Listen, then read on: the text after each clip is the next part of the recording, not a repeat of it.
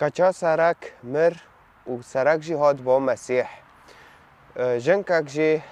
جدانزده سالان دا خون جی دچو او جی هات با مسیح ایروب هفرم دخوازن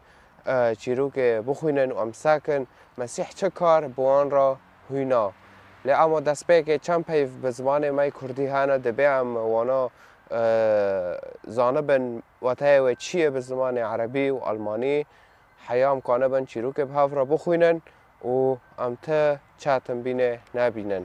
فایفا سفتح واجاندنا کچکه احیاء بنت auf Erweckung das Mädchen قنجبونا جنكي شفاء الامرأة die Heilung der Frau بيجي يعيش lang lebe سرك كنشته رئيس مجمع فرشتها ونوفي وسركيجي يارسه دوين نافيدا في تلك الحالة in diesem Zustand oder Situation Lage Fashion Kirazawi طرف ثوبه die Quast seine Kleides يعني كلاك كنجيوي بعفرينكيجي بزراف ب يعني جريء بكون جريء زي موتيش بلورفان الزمارونة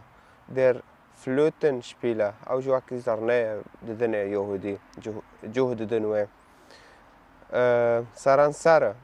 جميع تلك الأرض die ganze Gegend هرم منطقة die Region اجر لكن أبا نهاجي امه بهفرا در باسی چیروکه بن و بهفرا امه جا که بخوینن و دو راجی امه آیات امه بهفرا فهم کن مع اواتای و چیه ام که جه انجیل متى نهدا بخوینن باشه نهه و جه آیات 18 حیا 26 گاوا کو ایسا اف دگوتن سرک هات لبروی چو سر چوگان و گوت ها نها کچا من مر لیوره و دست خواه داین سر وی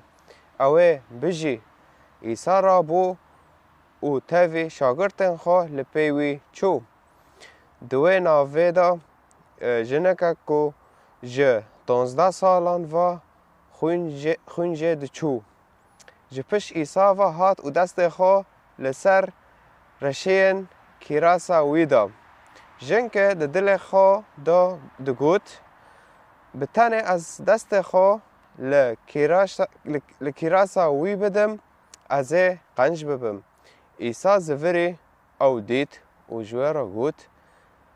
بزراف به کچامن باوریاتا تو قنج کر و جنک جوی گاوه و ساغ بو گاوا ایسا کت